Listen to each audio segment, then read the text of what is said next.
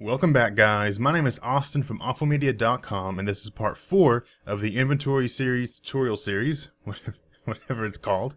And in this part, we're going to start off by changing a couple of things, well, a few things, and then we'll get ready for moving on to laying the inventory out in a grid.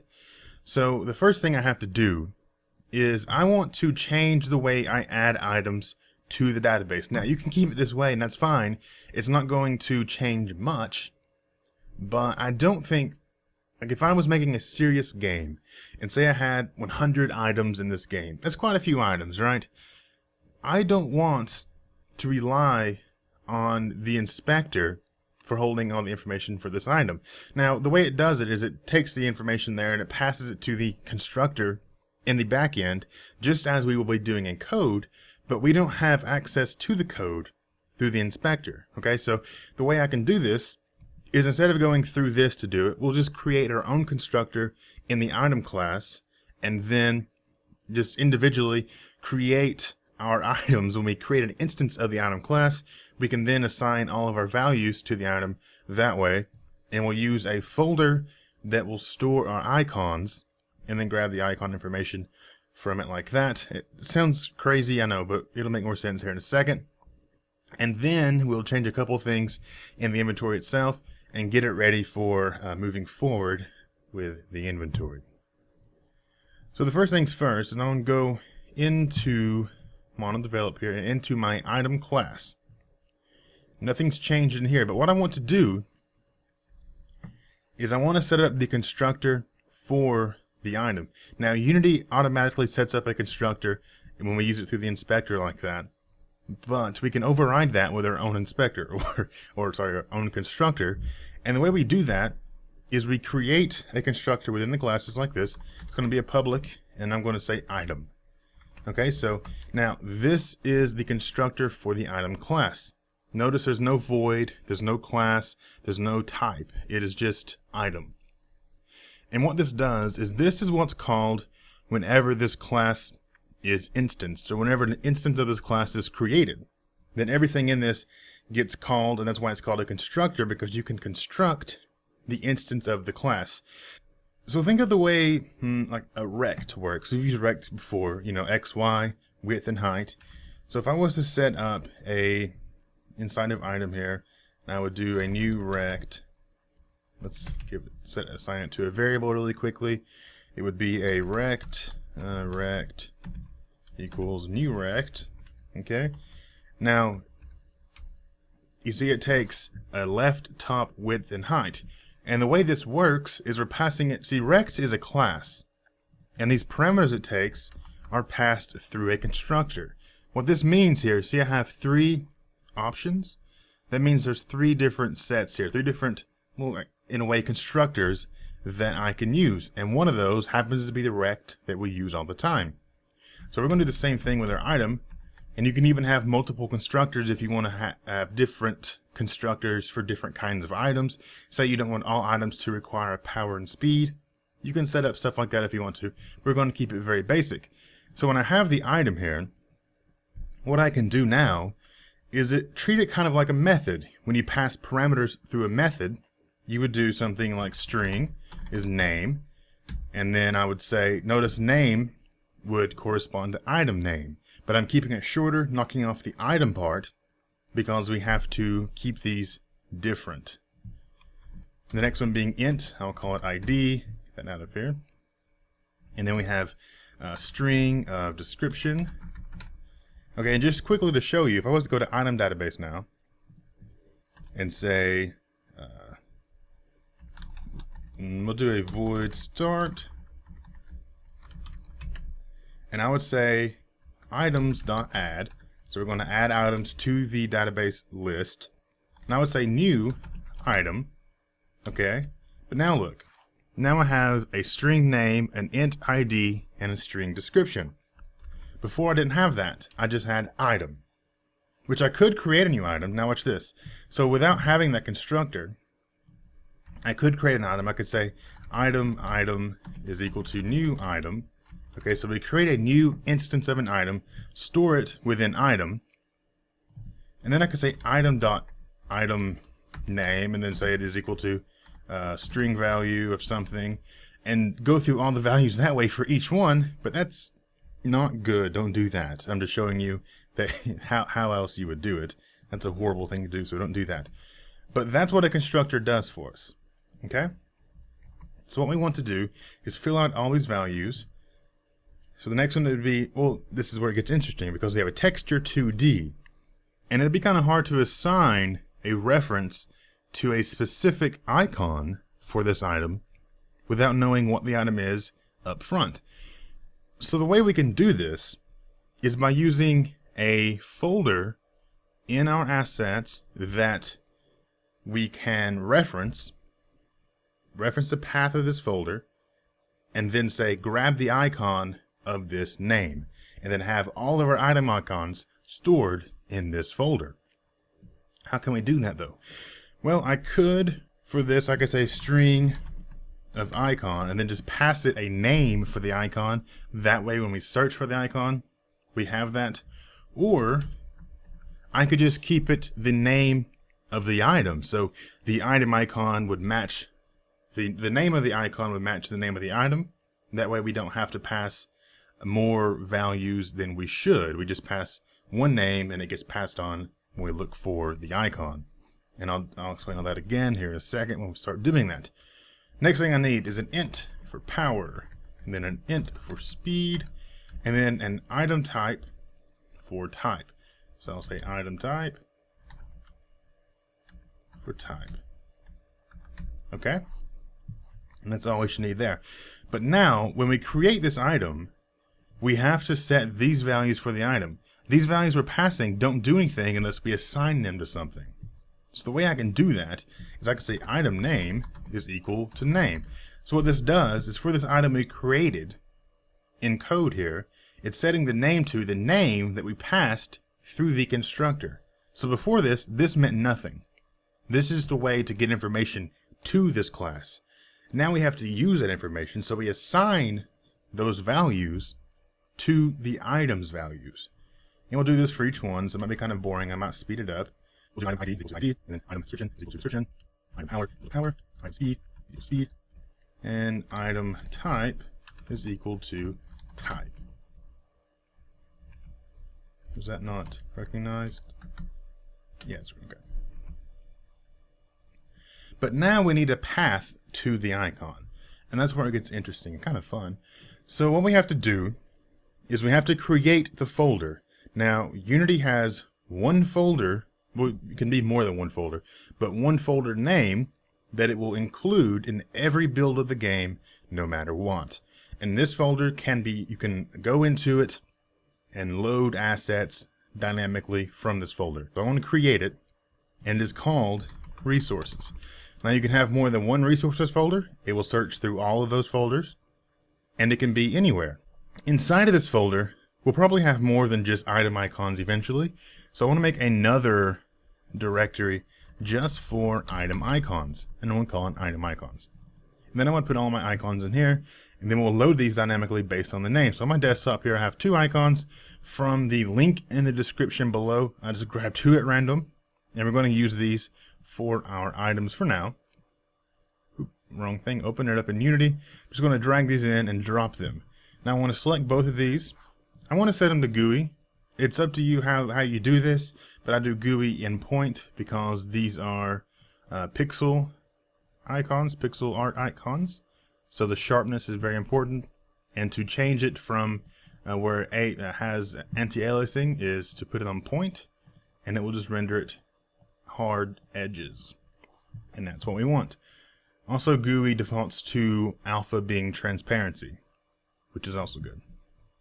I'm going to set these to be a max size of 64. Should do that to both of these, because there's not going to be any larger than that ever. So that's a good start. Now we have two icons in a folder that is accessible via code. I want to name these something that makes sense. So what are these items going to be? This is going to be a white shirt, of course.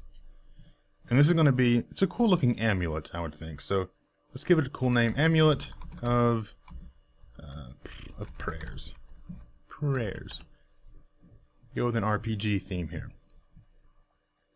So what I could do now is come into our constructor, and I'm going to say that item icon is equal to something. Okay, so we have the name of the item, which we'll have to create.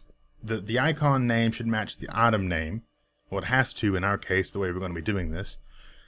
So we can go through the resources class and find a method called load. But load, we're looking for load with a specific type. We're looking for a texture 2D.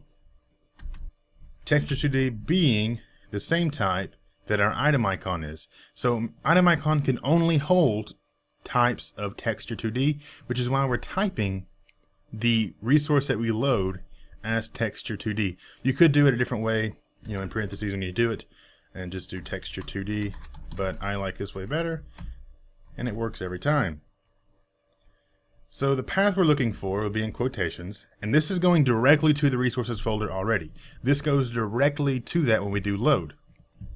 So I'm looking for item icons slash, okay, then we'll pass it the name. We'll do item icon slash, so that's the directory, and then it's looking for a name. What icon from this folder do I want to load? I want to load the one that has the name of the item itself. Well, it wouldn't be, yeah, item name is set to name, so we could do that, or we could just do name. We'll just do name to keep it simple all the way down. So this should work for us. So now what I can do is come into item database. I'll start another start, and we'll start creating a couple items. So the way you could do this is the way we did it before, or just a second ago when I did items.add, and I said new item, except now we have all of these values that we have to fill in. So this may look tedious, but once you start copying and pasting and just changing values, nothing really changes from the way you were doing it before in the inspector. I just feel this is a bit safer, because in the inspector, let's say we had this database, and just say I accidentally remove this list, right? I mean, that's stupid. I don't know if you could do that or not. I don't know how you would do that. But if it didn't manage to throw an error and it managed to compile successfully, however that may be, you would lose all the items in your game. And I don't want any chance of that happening. It doesn't matter if it's very slim or even possible. I just don't like the idea of that being possible at all, or just being a thought. So I will do it this way for every item that I add. You may think, oh, it's ridiculous. Well, since we have it set up with doing it this way, you could look into maybe loading your items from an XML file. I had a question about that, and this will get you a lot closer, because now you have the way to add them via code. So just get the information, rip it from an XML file, and pass it through. We're not going to do that though. I don't think that will benefit the tutorial enough, as it's not something everybody will be using, but I think this is a good way to go. So I can't remember what they were exactly. So we have the name of the item. The name of the item is amulet of prayers. The next is an ID, so this is item 0, I would say. The description is an amulet. Why not keep typing emulator? Because of emulator? Amulet enchanted by prayers. Something extremely cheesy. Power is 2, speed is 0. And the item type, if I just type in, well, I don't have an item type for jewelry, so we'll do weapon, or sorry, item type dot weapon, just like that. And now this should create an item for us. Grab the name of the icon amulet of prayers, as long as we named it that exactly.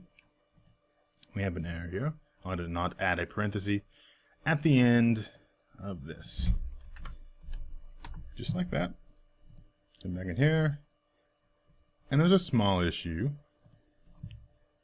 Just a small issue. Oh, I got rid of the list. I'll just create a new one because I can't back out of this now. That was stupid of me. Public list items is equal to new list item, just like that. So everything should be fine now.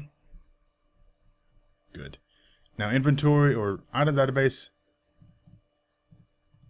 See, it did not successfully compile, so I didn't lose my items, so didn't really prove my point there, but something could have happened. I just don't trust it, okay? I don't trust it. So I'm going to set it to 0, click play, and now items has Amulet of Prayers, but notice something. I have an error here, and I know why I have this error, and it's kind of a tricky thing. What I believe is happening here is this is my inventory is adding items to the inventory from the item database before they exist. Because of my item database, I'm pretty sure this is right. Why am I lagging? God. Okay, so yeah, it's the problem here. It's adding the item to the database before this start has a chance to happen. So this start is going first, which is an issue of script execution order. And the great thing about that is it's a simple fix. Not really a fix, just something you have to do, right? So I have this error. Notice it added the item though, so keep that in mind. The item is added. So when we add the item from the 0 index in our database, this error shouldn't be happening, but that does show us that it's looking for the item before the item exists. Okay? Let me make sure that is 0 while I'm saying all this. Yeah, 0. So that is the issue. So what I can do to fix that is go to Edit, Project Settings. I believe this is where it's at. Yeah, at the bottom here, Script Execution Order. And over here now we have something that looks like something you've probably never used before. So I want to click the plus here. What we have is default time, and then we can order scripts in a different execution order, and they'll happen in the order from top to bottom. So the first one I want to happen is item, because item database requires item to exist. And then I want item database to happen because the inventory requires item database to exist. So now this is the execution order that we want for our scripts. So item database, inventory. Click apply, clear that off, and we should be A-OK. We're not A-OK. We're not up top to bottom, right? From top to bottom, item database, inventory. Oh, it's looking for 1 now, and 1 doesn't exist. So, oop, I about pulled the microphone off the desk. So now what we have to do is add another item. And the way we would do that is just do this right here, and then just change the values to match the name of the new item. Add one called white shirt. The ID would be 1, and it would be a shirt that is white. Okay, great. It adds no power, and it is a weapon too, I guess. Sure. So now when we do that, if our icon is actually called white shirt, it is. I click play. No error comes here. We have Amulet of Prayers and white shirt in our inventory, and the database consists of both of those items. So that's out of the way. That's how I would do it if I were doing it. But you can do it in the inspector if you want to. It's not like it's likely that you're going to screw it all up, but there's just something there that makes me not trust it. So now that that's done, what do I want to do with the inventory? Well, I want to set it up to get ready for our grid. The way I want to do this, okay, so I want a way to define the amount of slots. Or at least, way to define the amount of slots. Maybe we could define the amount of slots on the X and then on the Y. Or, yeah, so we do amount of slots on the X, amount of slots on the Y. To get the total slots, we'll just multiply them, obviously. And that'll give us how many slots we have. So we can then use that to generate our grid of slots. Now, our slots aren't just going to be background images. Our slots are actually going to be lists of items. But these items will be blank items. Okay, so what we'll do is populate these empty items with the information from our inventory items. So say we have 20 slots. These are all items.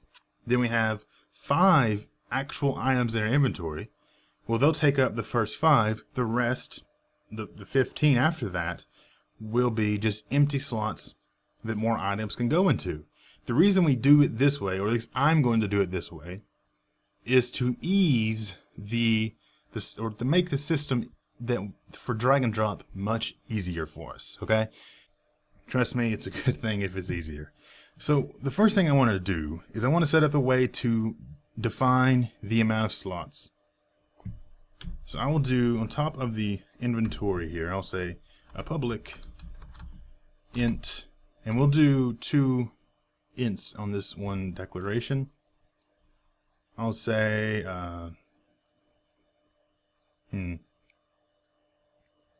slots x, and then slots y. So you can define them. You can define a variable just like this, and if say they're both integers, you can just keep it on the same line and separate them by a comma, and everything will be fine. There'll still be 2 separate fields in the inspector. So I'll hit S, come into our inventory, and I'll have slot X and slot Y.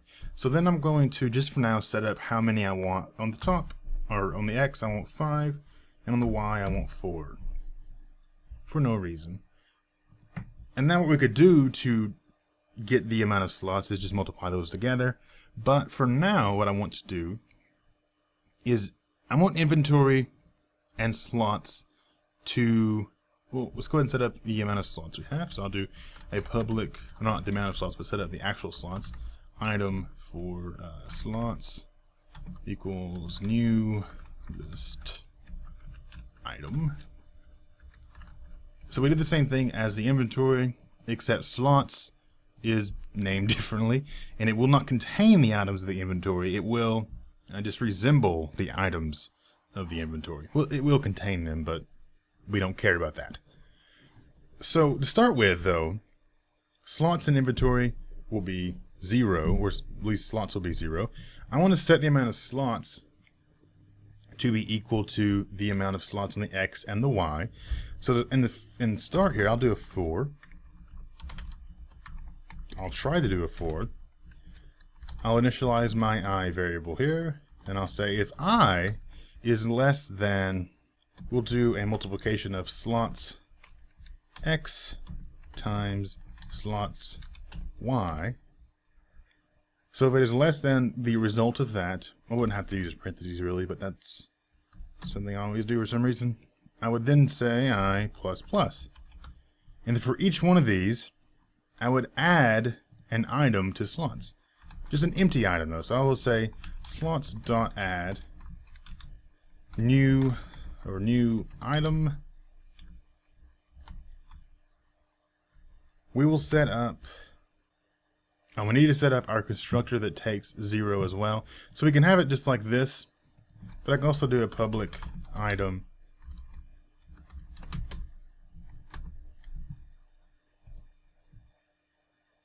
that takes no arguments, and then it'll do that for us. So now if I click play, now slots is equal to 20 slots, which is 5 times 4. Simple math here. And just to back up here, I did this because I have a constructor that takes values, right? But I also want a way to create just an empty item without having to fill in all these values and nulling them all out. I'll just set up a constructor that takes nothing, and that will make all these just null by default. I'm thinking that's how this is going to work, at least. So the reason I do that, though, is because now inventory has the amount of slots it needs. All I have to do is render these out in a grid, populate these slots based on our inventory, and then we'll be moving along quite nicely. So I'm going to use this for loop in the onGUI. Well, we'll set up the draw inventory method that I would like to use here. So I'm going to do a void for draw inventory.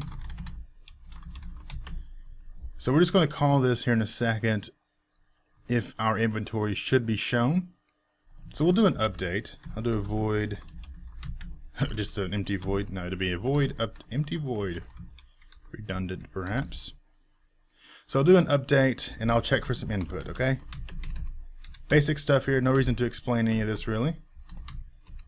So the input I'm looking for is input, we'll do a get button down, and I'll be looking for one called inventory. Have I made this input? I don't know.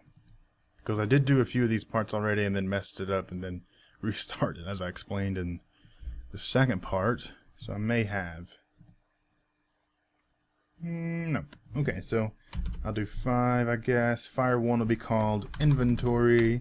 That's the name of the input that I'm checking for, the string value. Just in case you're not completely aware of what I'm doing here. The positive button is the main button you hit to that the input checks for, so it'll be I. Hit Control S. And I don't even save this yet, have I? I have not. I'll just call this level 1 for now. And what I'm doing here is going through the input class, and I went to get button down. That checks to see when the button goes down, not when it's released, not when it's held down, but just when it goes down. At that one point, this fires, and then it doesn't do anything until you let go and do it again. So if inventory is down, I want to set show inventory, which will be a bool that we'll set up to be true. It'll be a private for now. I don't think we need access to it outside of this class. Public bool show inventory. And I will set show inventory to equal true. Well, no, so if we hit I again, it will just set it to true. So what we'll do is set show inventory to not be whatever show inventory already is. So say show inventory is false, which it will be by default. When I hit I, it'll set it to the opposite of itself. So if it's false, it'll be true. But if it's true, it'll result in false, because it just switches the true and false, right? So we're saying it is equal to not whatever it already is. The opposite of the boolean. So now in onGUI, what I would do is I would say if I want to call the draw inventory method from onGUI based on that variable. And the reason we're doing that is because you have to call the method that uses GUI elements from the onGUI method. You cannot draw GUI elements outside of onGUI unless the method that draws these GUI elements is called from within onGUI. Okay? So if I say if show inventory is true, then I will call draw inventory. Okay? So what this is doing is in onGUI I'm saying if I should show the inventory, call the method, and then this method can now use GUI elements because it's being called from within onGUI. Enter down to get this up a bit higher. So now within this is where we will start to draw our grid. And we'll start out with a simple grid. I'll do a 4. And a grid is kind of an interesting thing because it's difficult to think of how to construct it at first. But we have a for loop, and then we can loop for each x. So we'll just start out by doing that. I'll set x. We're using x because this is the amount of this will be the amount of slots on the x, and then we'll use y for the amount of slots on the y, just to make it a bit more readable for us. Is equal to 0. X is less than. Then we have what do we call them? Slots. X, and then x plus plus. So what this will do for each slot on the x that we should have, this will run through, and then I could just do a simple a draw of the item or whatever. But what we also want to do is, so we have the x now, but we want to draw the y as well. How do we do that? So it's going to be having, say, 5 across the top, and then below each one of those 5, it'll have 3 more. Okay? So what I could do is within this loop have another loop. This will be an int y is equal to 0, and then y is less than slots y. Does that make sense? Did I put capital? I did. Not good. I'll have to change it out in the inspector now too. So slots y, and then I'll say y plus plus. I'll make sure I change this. Where did I use it? Oh, counting, that's right. My mistake. So I'm going to change that. Go back to my inventory. Make sure I set y to 4, I guess.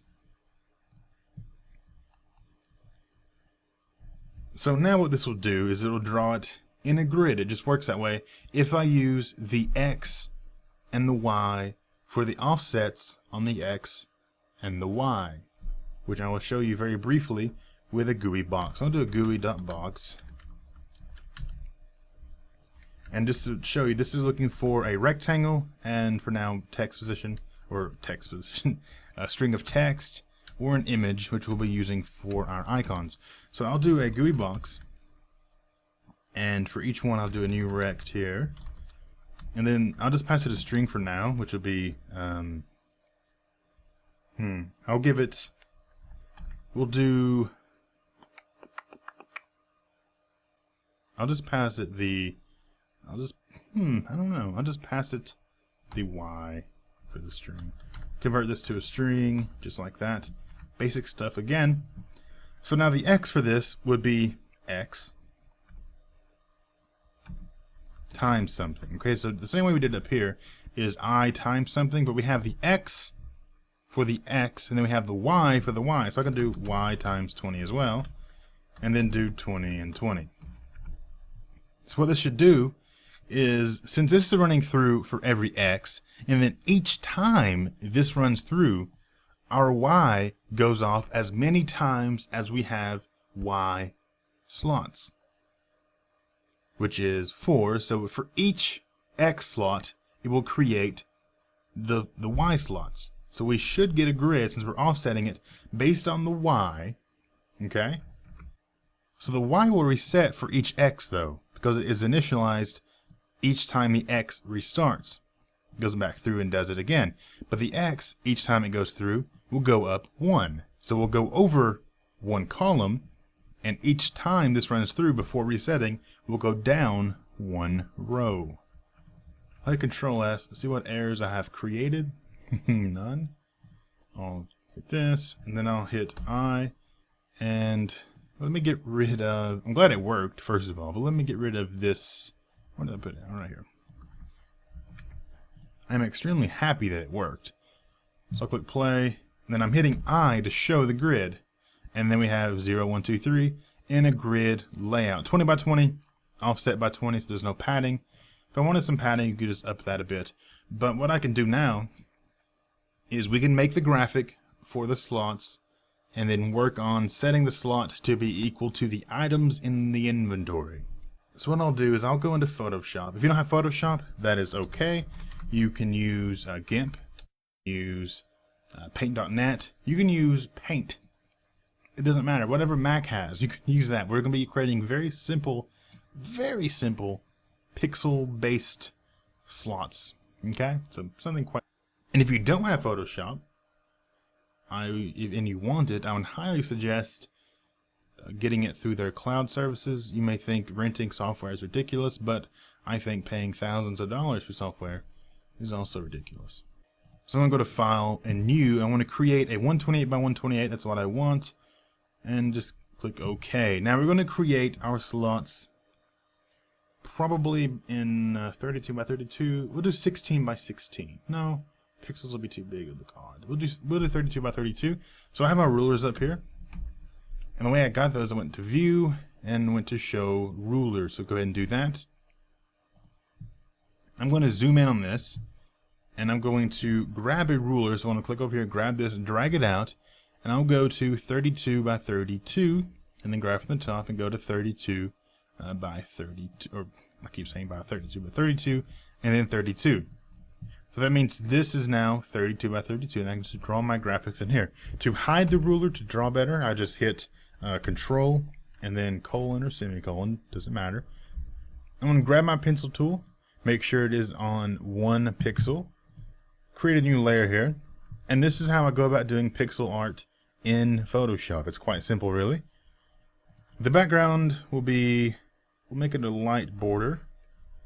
I'll just go ahead and draw this across. Now the rulers for me never seem to not cause issues, so I have to hide them when I get closer to the edge, as you can see there. So I'll do that, and then do my last 2 there, and then I got 3 to go here. I'll do 2 there, and I'll just draw these down just like that. I will then make this a bit lighter color. I'll come into the corners and just do something like this. Again, not an artist, so I wouldn't be copying this if I were you. I just want to create something that is okay. I will then grab my fill bucket with a darker color, just random colors here, and fill that in. That looks kind of bad, kind of bad. I want to grab that, bring that up just like that. Okay, so that's pretty ugly, but I don't really care. I don't know why I made it 120 by 120. I'm not making a sprite sheet here. I just need to make the single graphic. So I'll do that. And then I have a slot background. I'm then going to go File. I'm going to Save As. Save it on the desktop as a slot background image. I'll save it as a PSD because Unity will convert it for us as long as we have Photoshop still. So I'm going to go to Unity, and I don't have it in here. I'm going to create a new asset or a new folder here just for these. It'll be graphics. Not in the resources folder because we don't want the PSD to be included. We want, and it will include everything in the resources folder when you build it. We just want the actual converted image to be included. So I'll drop that in there, and then I'll then go over here and do the same thing, GUI and point, and this is 32 by 32, and our preview looks fine. So now what I can do is go to my inventory. I will go up here. Well, no, we'll do a GUI skin. So I want to set up, have we done skin before? I think in the beginner series, but if not come from that, I'll explain it briefly. I'll do a public GUI skin, and I'll call it skin. So a skin is something in Unity that we can use to define like this, the whole skin for all of our GUI elements.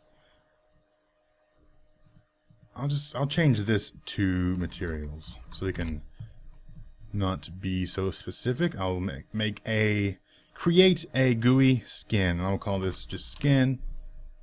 And over here now we have all this stuff. We are not interested, I don't think we'll be interested in any of this stuff. But for now, all we need is the box. It'll be called box. No. We'll make our own style. We'll go to custom styles, and it'll be one. We'll make our own style. I'll call this a slot background, or just slot. I'll call it slot. And normal, we will set it to be our background color. The text color doesn't matter as we won't have text in these slots. The font, none of that matters. What does matter here? We want this to be sliced. And what I mean by that is it's a 9-sliced sprite. So what we can do is now, if I were to take this image and scale it up, it would stretch the pixels and, you know, make it look bad. We know how distorting images work when you scale them. But if I were to slice it, what it would do is it would come in off the edges, slice it in a couple of pixels, making that the border of it. And then when you scale it, it will stretch the border as well as it can without distorting it. So if you have something like this that has a solid background or a solid center, you can get away with scaling it quite a bit if you used a sliced sprite. So what I can do is come into skin here, go to, I believe it's border that it uses. Was it padding? No, padding would be, yeah, so it's border that it uses. And we'll just do 4. 4, so 4, 4, 4, 4. That's the border I want to use for this, so it'll scale and not distort. We'll try that and see how that looks. So now for each one here, it'll create a GUI box and that right there. But I want to set a GUI skin inside of onGUI here. I'll say GUI.skin. I'll say this GUI skin is equal to skin. So skin is our custom GUI skin that we're going to assign to inventory. I want to drag this over to drop in that slot there. And now GUI skin will be assigned to that, which means I can access the custom style that we just created. If I can remember how to do that, it's been a while. I believe I just go through, let's see, it'll be skin.get style. There it is. and is looking for a string, so the style name, and mine is slots or slot. Slots or slot. One of those. We'll do that for now. Does that throw me an error? I think I got that right. I did, I believe. So I'm gonna go back to my skin, make sure it is called slot, not slots. So now when I do this, let me make them a bit larger. We'll do 50 by 50 and then 60 to separate them. And we don't need to put font in there or text in there.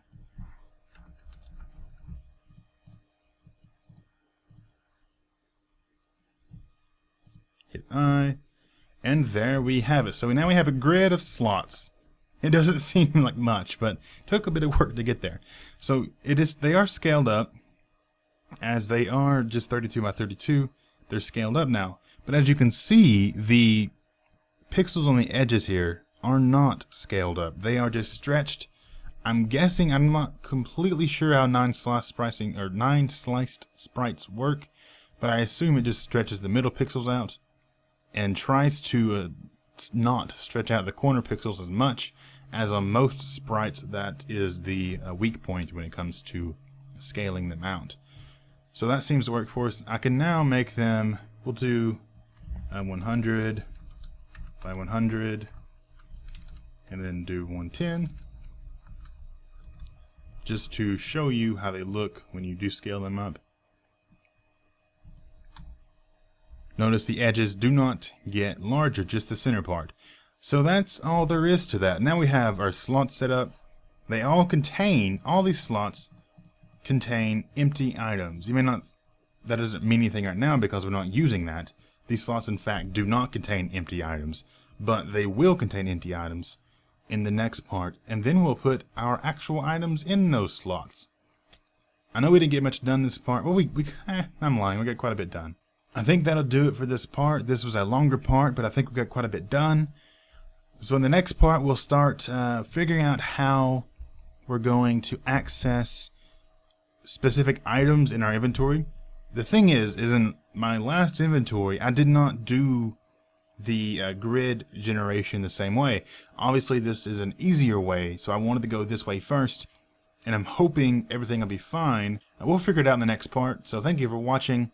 Follow me on Twitter, subscribe if you want to see more.